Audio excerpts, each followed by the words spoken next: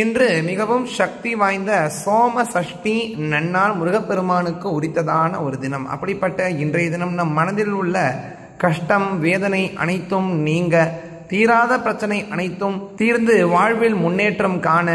காரியத்தடை பணத்தடை அனைத்தும் நீங்கி சுபிக்ஷமான வாழ்வு வாழ நாம் இன்றைய தினம் பாராயணம் செய்ய வேண்டிய, கேட்க வேண்டிய சுப்பிரமணிய புஜங்க பிரயாத ஸ்தோத்திரத்தை தான் இப்ப நம்ம பாராயணம் செய்ய போறோம். श्री सुब्रह्मण्य भुजंग प्रयात स्तोत्रम् गणेशं नमस्कृत्य गौरी कुमारं गजास्यं गुहस्याग्रजातं गभीरं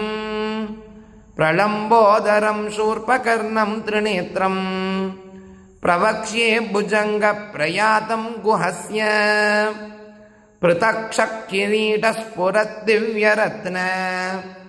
प्रभाक्षिप्तमार्ताण्डकोटिप्रकाशम् चलत्कुण्डलोद्यत्सुगण्डस्थलान्तम् महानर्गहारोज्ज्वलत्कम्बुकण्ठम् शरत्पूर्णचन्द्रप्रभाचारुवक्त्रम् विराजल्ललाटम् कृपापूर्णनेत्रम् लसद्भ्रूसुनासापुटम् विद्रुमोष्टम् सुदन्तावलिं सुस्मितं प्रेमपूर्णम् द्विषड्बाहुदण्डाकृते दीप्यमानम् क्वणत्कङ्गणालङ्कृतोदारहस्तम् लसन्मुद्रिकारत्नराजत्कराग्रम् क्वणत्किङ्किनीरं यकाञ्चीकलापम्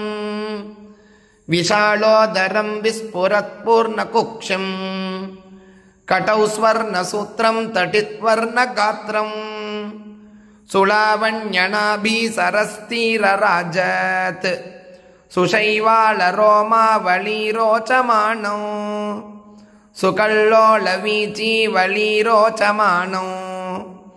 लसन्मध्यसुस्निग्धवासोऽवसानौ स्फुरच्चारुदिव्यो रुजङ्गालुसुल्कुल्फम् विकस्वत्पदाब्जं नकेन्दुप्रभाढ्यम् द्विषट्पङ्कजाक्षं महाशक्तियुक्तम् त्रिलोकप्रशस्तं सुशिक्षे पुरस्तम्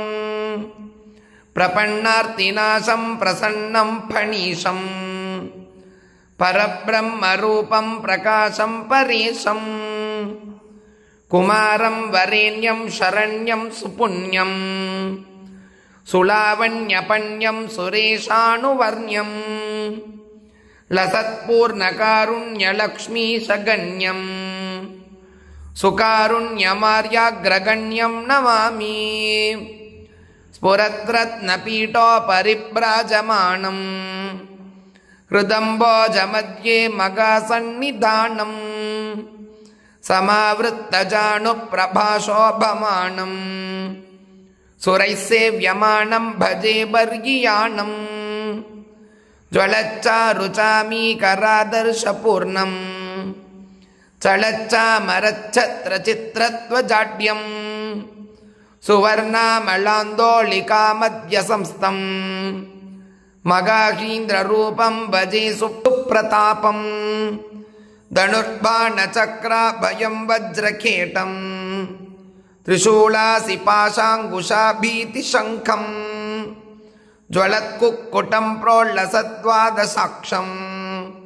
प्रशस्तायुधं षण्मुखं तं भजेऽहम् स्फुरच्चारुघण्टं द्विषट्बाहुदण्डम् श्रुतामर्त्यषण्डं सुसम्पत्करण्डम् द्विषट्वंशखण्डं सदा दानशौण्डम् भवप्रेमपिण्डं भजे सुप्रचण्डम् सदादीनपक्षं सुरद्विद्विपक्षम् सुमृष्टान्नभक्ष्यप्रदानैकदक्षम् श्रुतामर्त्यवृक्षं मगादैत्यशिक्षम् बहुक्षीणपक्षं भजे द्वादशाक्षम् त्रिमूर्तिस्वरूपं त्रयीसत्कलापम् त्रिलोकाधिनाथं त्रिनेत्रात्मजातं त्रिशक्त्या प्रयुक्तं सुपुण्यप्रशस्तं त्रिकालज्ञमिष्टार्थदं तं भजेऽहम् विराजत् भुजंगं विशालोत्तमांगं विशुद्धात्मसंघं विवृद्य प्रसंघं विचिन्त्यं शुभांगं विकृत्तासुरांगं भवव्याधिभंगं भजे कुक्कलिंगं गुहस्कन्दगाङ्गे यगौरीसुतेश प्रियक्रौञ्च भित्तारकारे सुरेश मयूरासनाशेष दोषप्रणाश प्रसीद प्रसीद प्रभोचित् प्रकाश लपन् देवसेनेश भूतेश शेष स्वरूपाग्निभूकार्तिकेयान्नदातः यदेत्थं स्मरिष्यामि भक्त्या भवन्तं तदा मे षडस्य प्रसीद प्रसीद भुजे शौर्यधैर्यं करे दानधर्मः कटाक्षेति शान्तिः षडस्येषु हास्यं हृदब्जे दया यस्य तं देवमन्यं कुमारान् न जाने न जाने न जाने मयिर्निर्जरेशान् महानृत्यस्तोषात् विहंगाधिरूढात् बिलान्तर्विगूढात् महेशात्मजातान् महाभोगिनाथात् गुहाद्दैव्यमन्यन्न मन्ये न मन्ये सुरतुङ्गशृङ्गारसङ्गीतपूर्ण प्रसङ्गप्रिया सङ्गसम्मोगणाङ्ग भुजङ्गेश भूतेश भृङ्गेश तुभ्यं नमः कुक्कलिङ्गाय तस्मै नमस्ते नमः कालकण्ठप्ररूढाय तस्मै नमो नीलकण्ठाधिरूढाय तस्मै नमः प्रोल्लसच्चारुचूडाय तस्मै नमो दिव्यरूपाय शान्ताय तस्मै नमस्ते नमः पार्वतीनन्दनाय स्फुरच्चित्रवर्गीकृतस्यन्दनाय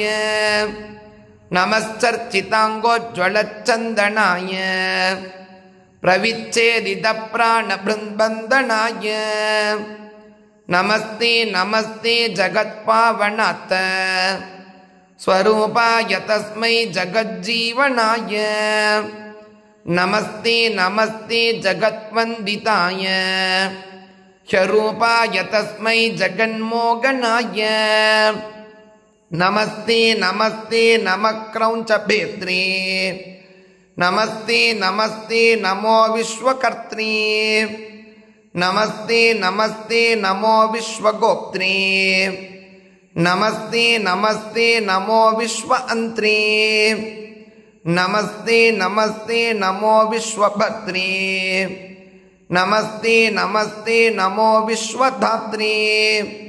नमस्ते नमस्ते नमो विश्वनेत्रे नमस्ते नमस्ते नमो विश्वशास्त्रे नमस्ते नमः शेषरूपाय तुभ्यं नमस्ते नमो दिव्यचापाय तुभ्यं नमस्ते नमः सत्प्रतापाय तुभ्यं नमस्ते नमः सत्कलापाय तुभ्यं नमस्ते नमः सत्किरीटाय तुभ्यं नमस्ते नमः स्वर्णपीठाय तुभ्यं नमस्ते नमः सल्ललाटाय तुभ्यं नमस्ते नमो दिव्यरूपाय तुभ्यं नमस्ते नमो लोकरक्षाय तुभ्यं नमस्ते नमो दीनरक्षाय तुभ्यं नमस्ते नमो दैत्यशिक्षाय तुभ्यं नमस्ते नमो द्वादशाक्षाय तुभ्यं भुजङ्गाकृते त्वत्प्रियार्थं मयेदं भुजङ्गप्रयातेन वृत्तेन क्लुप्तं तव स्तोत्रमेतत् पवित्रं सुपुण्यं परानन्दसन्दोगसंवर्धनाय त्वदन्यत् परं दैवतं नाभिजाने प्रभो पाहि सम्पूर्णदृष्ट्यानुगृह्य यथाशक्ति भक्त्या कृतं स्तोत्रमेकं विभो मे परादं क्षमस्वाखिलेश इदं तारकारेर्गुणस्तोत्रराजं